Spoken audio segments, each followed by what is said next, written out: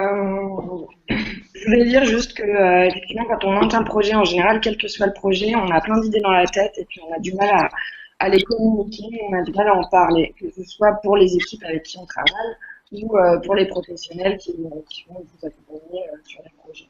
Donc l'envie, c'est aujourd'hui de voir quels outils qui vont vous permettre de développer ce qu'il y a dans votre tête aussi sur papier ou sur l'ordinateur pour que vous puissiez ensemble communiquer dans les meilleures conditions sur les projets. Donc, un premier truc qui s'impose quand on a une idée de projet, c'est déjà de pouvoir l'installer de façon la plus simple possible. Donc, je vais vous montrer un petit outil avec lequel j'ai bien travaillé, qui permet d'une part d'installer quelques idées, mais aussi de pouvoir directement partager ces idées avec d'autres. Donc, en gros, quand on a des idées, ça ressemble un petit peu à ça. On ne sait pas trop quoi en faire, comment les utiliser.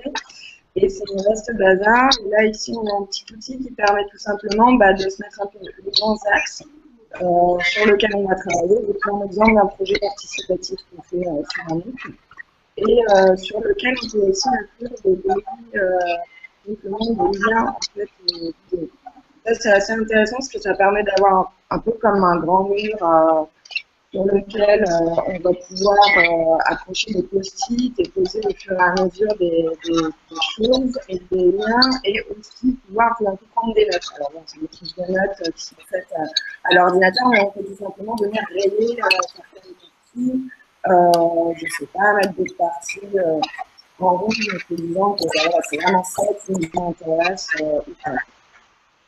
C'est un outil qui est intéressant parce qu'il peut être utilisé par plein de personnes différentes et que sur le même support, on peut venir écrire différentes données. Ça permet aussi, vous m'entendez bien? Oui. Ça permet aussi de partager directement ça sur une mise en page qui va être utilisée dans un dossier. Nous, concrètement, très souvent, en fait, c'est la base des projets qui vont être après développés. C'est-à-dire que c'est un outil qui peut servir en interne d'une équipe, mais c'est aussi un outil qui peut servir après pour présenter le projet sur un PDF ou un truc un peu plus propre, quoi. Ensuite, souvent quand on a un projet, on a des questions de planning un peu basiques sur lequel c'est parfois un peu difficile de s'organiser. Alors, si vous voulez, je vous partage mon planning. C'est une bonne blague parce qu'il est assez costaud, parce que je travaille pas toute seule, mais ça permet d'avoir un peu une idée. En gros, ici, j'ai les jours qui passent.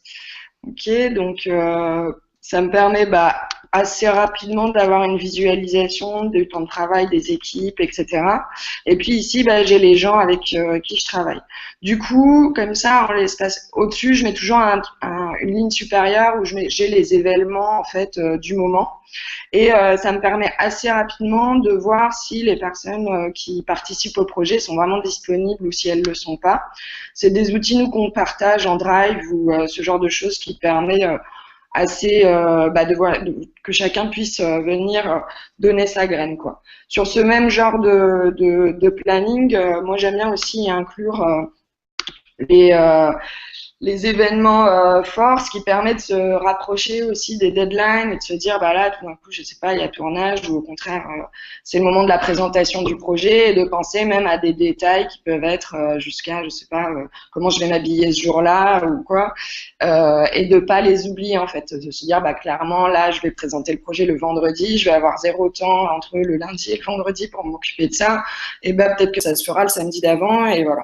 Souvent, quand on est sur de la présentation, sur de la défense de projet, c'est des choses qui nous tiennent à cœur et du coup, on a tendance à s'oublier soi, donc ça permet aussi de mettre quelques annotations pour soi qui sont intéressantes, quoi.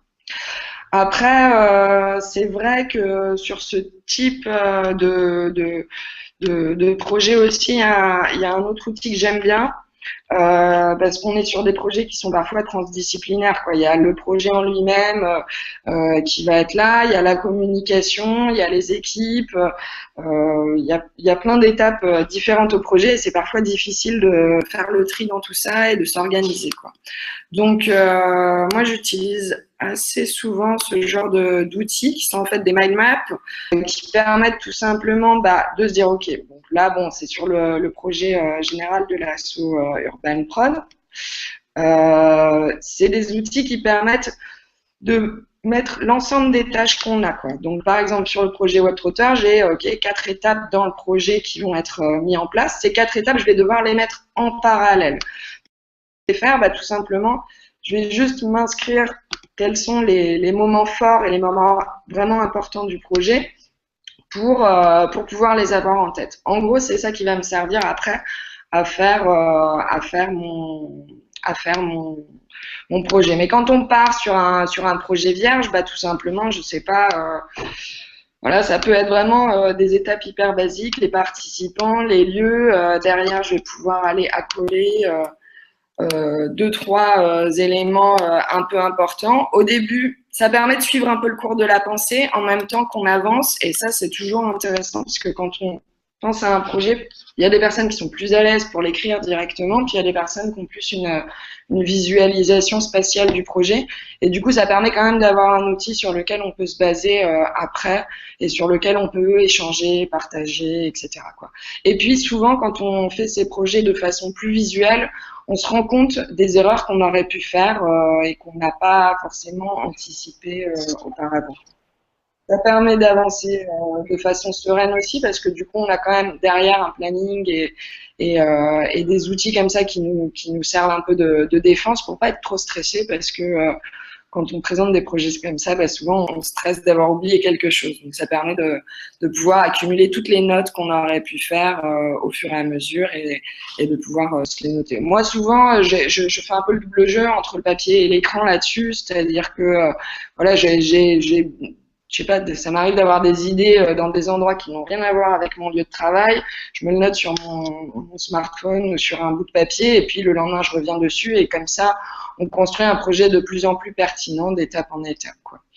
Voilà. Après, c'est vrai qu'il y a toute la partie communicative derrière qui peut être une vidéo, qui peut être un beau PDF ou un PowerPoint. Cette partie, elle est toujours délicate quand on n'a pas bien construit son projet. Avec ce type d'outil, ça permet d'avancer un peu plus vite, quoi. Après, ça permet aussi dès le départ du projet, je sais pas, j'ai une intuition vers je vois les vidéos de un tel ou un tel et je me dis tiens c'est ce type de vidéo que j'aimerais garder.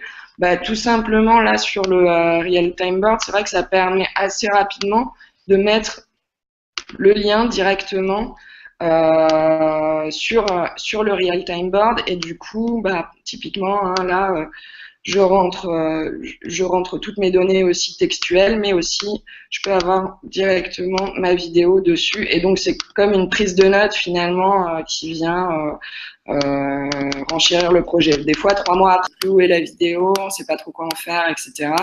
Là tout de suite, tac, j'ai le lien et ça s'ouvre et c'est en direct. C'est quand même assez efficace et du coup, on peut avoir des références aussi esthétiques ou des références de projets vers lesquels on a envie d'aller au fur et à mesure, quoi.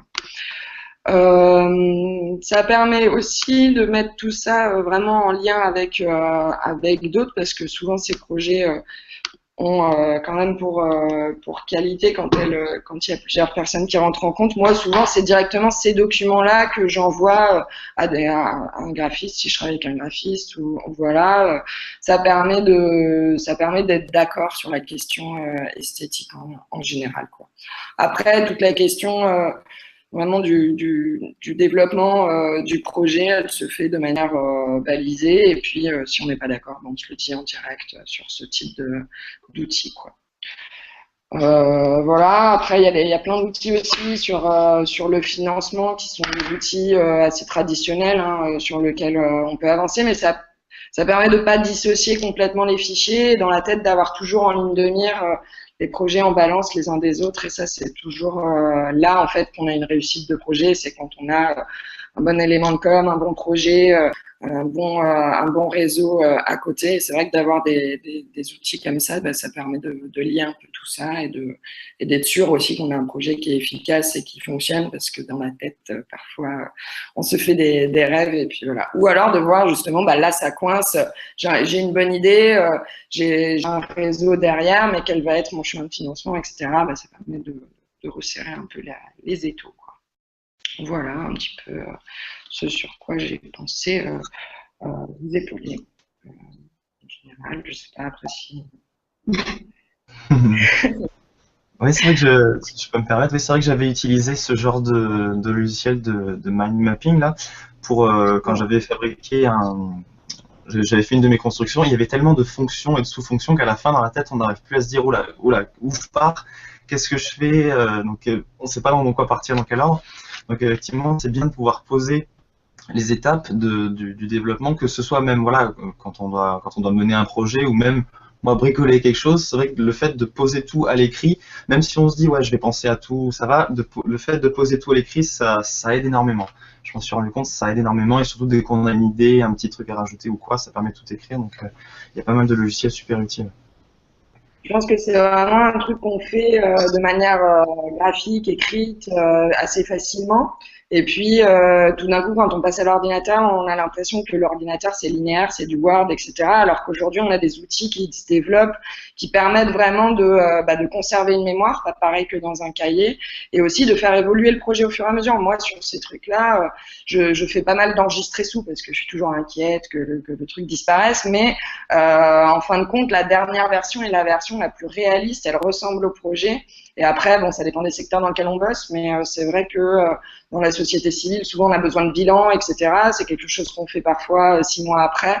Et là, bah, tout d'un coup, un bilan est quasiment, de fait, il est fait, quoi, à partir de ce qu'on avait un peu décidé sur le projet. On peut se redire les premières étapes qu'on avait un peu oubliées il y a un an. Tout de suite, on a une capacité d'analyse, de se dire ça a marché, ça a pas marché. J'imagine pour construire une machine, je suis un spécialiste, ça doit marcher aussi.